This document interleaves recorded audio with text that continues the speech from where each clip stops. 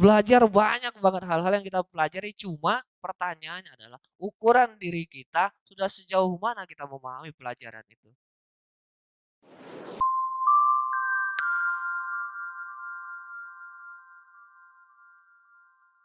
Bismillahirrahmanirrahim. Assalamualaikum warahmatullahi wabarakatuh. Alhamdulillah kita masih dikasih kesempatan buat kumpul lagi di acara Revolusi Mental. Kalau ya mudah-mudahan niat kita semuanya ikut acara ini mungkin belajar dari pura-pura, mungkin belajar dari terpaksa, cuma yakinkan dalam hati kita, kita benar-benar punya keinginan yang luar biasa untuk berbenah, untuk berubah. Karena yang namanya kesempatan itu Allah juga pilih-pilih kan, pilih-pilih orangnya, siapa yang mau dikasih kesempatan. Sama dengan peluang juga dipilih-pilih siapa yang bisa ngelihat peluangnya, ngelihat kesempatan. Kalau kesempatan sama peluang mah ada baik, ada terus di mana-mana. Cuma yang dipilih yang bisa ngelihat, yang ditunjuk yang bisa mendapatkan yang namanya kesempatan itu. Kita mah manusia cuma bisa berusaha mendekatkan diri untuk ke arah supaya kita dibilang pantas. Cuma kalau misalkan hasil akhirnya tetap bukan ranahnya kita. Kita mah cuma berusaha untuk ikhtiar sebaik mungkin bagaimana kita dianggap pantas untuk mendapatkan kesempatan dan peluang. Cuma balik lagi, kalau kita dianggap, kalau kita yang menganggap itu mah diri kita.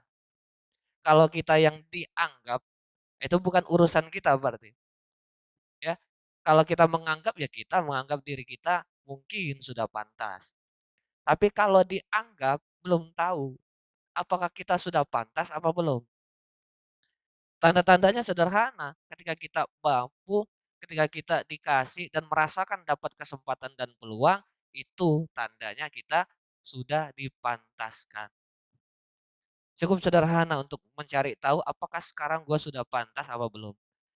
Kalau masih belum dapat kesempatannya, kalau masih belum bisa dapat peluangnya, belum bisa ngelihatnya, artinya ya tanyakan lagi, sejauh mana sih? Ternyata memang belum pantas gitu kan. Ya seperti itulah kira-kira.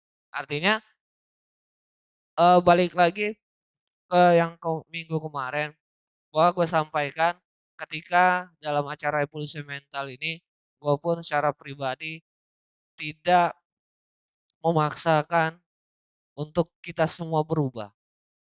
Karena berubah itu ranah pribadi dan ranahnya Allah.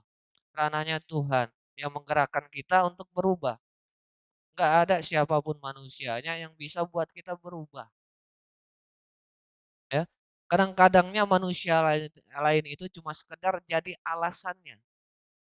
Jadi alasannya untuk kita bertekad untuk berubah. Sering dulu Sering dulu mungkin kita berucap, gue pengen bahagiain orang tua, gue pengen angkat derajat orang tua, gue pengen bahagiain keluarga gue. Wah tekadnya luar biasa, udah dibuletin, pokoknya gue harus bisa dan gue harus mampu untuk bisa ngangkat derajat keluarga gue. Tapi pada fakta di perjalanannya, kita tuh orangnya nggak peduli sama keluarga. Apa? Kita nggak pernah mikirin, nggak apa-apa deh gue nggak makan sama sekali, yang penting keluarga gue makan. Sampai nggak ke situ. Pernah nggak kita nahanin perut sebulan, yang penting keluarga kita sebulan bisa makan. Kalau itu belum pernah, kalau misalkan kita masih mikirin kita punya kebutuhan daripada si keluarga yang kita dahulukan, artinya kita ngomong kemarin itu masih jauh banget daripada apa yang kita kerjakan. Kadang-kadangnya kita dapat gaji, dapat komisi, ya masih mikirin, ah ini nanti buat ini nih, buat di rumah nih, buat perencanaan ini dan itu. Niat awal kita adalah membahagiakan keluarga kita. Kita pengen nih keluarga kita biar lebih nyaman lagi. Cuma kayaknya ketika itu kita mah lupa. Kita lupa yang kita urusan adalah pribadi kita aja. Pribadi ya mungkin dari secara keluarga itu pun pribadi, keluarga pribadi. Pernah kita berpikir kita punya saudara, kita punya orang tua, dan kita punya keponakan dan segala macam, seperti apa? Apakah pada niat awal kita itu cuma sekedar ketika kita pengen bahagian orang tua, cuma orang tua yang melahirkan kita aja? Ketika kita pengen mengangkat derajat keluarga, keluarga yang mana? Keluarga kecil kita kah atau keluarga besar? Kalau berbicara keluarga besar, besar, banyak. Kalau kita berbicara keluarga kecil, nah ini baru kita, keluarga kita, suami, istri, orang tua, adik, kakak, itu pun belum semuanya kecakup. Karena kadang-kadangnya kita, apalagi kita sudah punya keluarga sendiri, kita punya istri, kita punya suami. Itu aja yang jadi fokus kita untuk saat ini.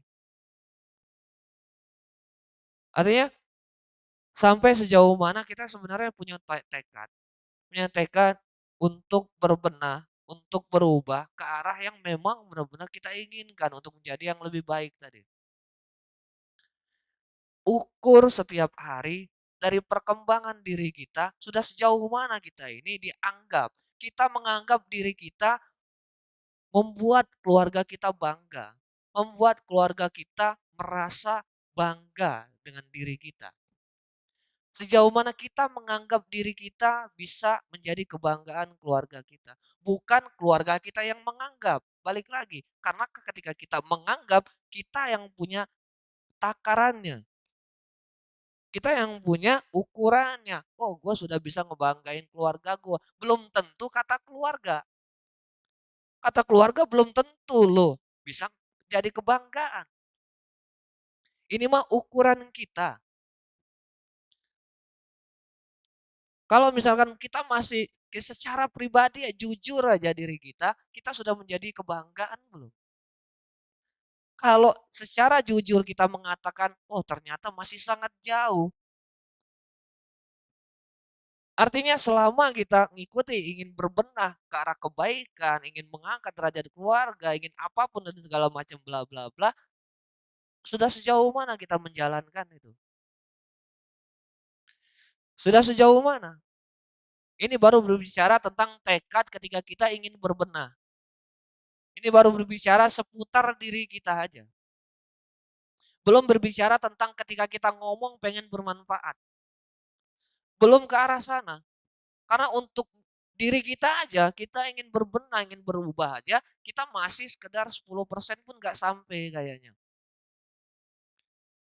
Bagaimana kalau kita ngomong tadi tentang bermanfaat? Bermanfaat seperti apa yang dalam hitungan diri kita sendiri?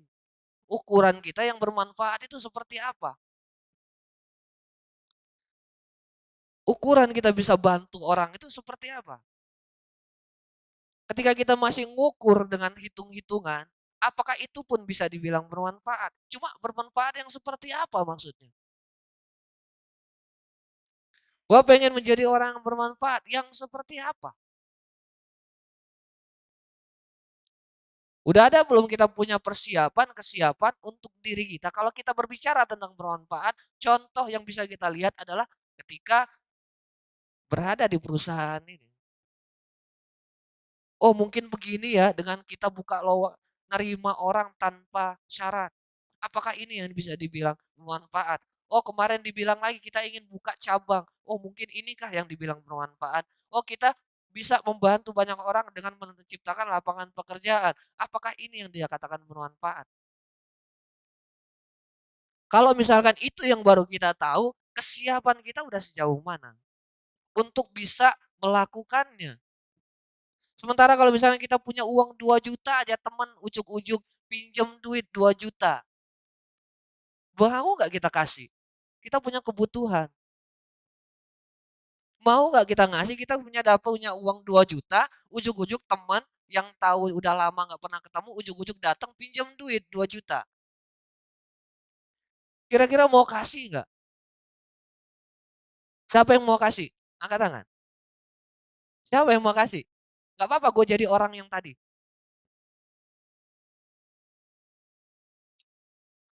Udah sejauh mana ukuran kitanya? Ini yang harus kita flashback lagi ke dalam diri kita. Kita sudah sejauh mana berevolusi? Wow, berevolusi. Karena di acara revolusi mental, berevolusi. Udah sejauh mana kita mengarah ke arah sana. Kalau selama ini digaungkan, wah pengen jadi yang bermanfaat. Tanya lagi, bermanfaat yang seperti apa? Oh kita bisa belajar tentang berbagi. Berbagi yang seperti apa? Belajar banyak banget hal-hal yang kita pelajari. Cuma pertanyaannya adalah ukuran diri kita sudah sejauh mana kita memahami pelajaran itu. Bahkan di pelajaran terakhir kita mengarah kepada titik nol. Kalau tentang berbagi aja kita belum paham ke arah mana berbagi yang sebenarnya. Menjadi yang bermanfaat yang seperti apa. Berbenah diri yang seperti apa. Mengarah kepada kebaikan yang seperti apa. Wajar kalau ada pertanyaan titik nol yang seperti apa yang harus gue jalanin. Jadi bilang titik nol, titik nol, titik nol, titik nol. Penerimaan. Paskan pengakuan, oh kita merasa tidak punya apa-apa, kita tidak mampu apa-apa, dan kita merasa bukan siapa-siapa. Dari 3 kalimat itu bagian mana yang sudah kita praktekkan? Kita ambil simpelnya aja, yang sederhana. Dan sampai sejauh mana kita memahami tentang titik nol itu. Karena inilah perlu untuk kita telaah lebih jauh bahwa setiap pelajaran yang kita dapatkan jangan sampai tadi kayak air di ember yang sudah penuh keran masih dinyalain, airnya mubazir tumpah. Mubazir tumpah airnya. Ya kalau misalkan kita udah nggak muat lagi ya tutup aja kerannya. Selesaikan dulu apa yang sudah kita pelajari sebelumnya. Kan gitu. Bahwa kalau misalkan kita mendapatkan pelajaran tentang titik nol yang kemarin, sementara dalam keseharian kita masih banyak penolakan. Ukuran kita tentang pelajaran itu seperti apa? Kok masih kesel, masih sewot setiap harinya? Ukuran kita belajar titik nol itu sejauh mana yang kita pahami?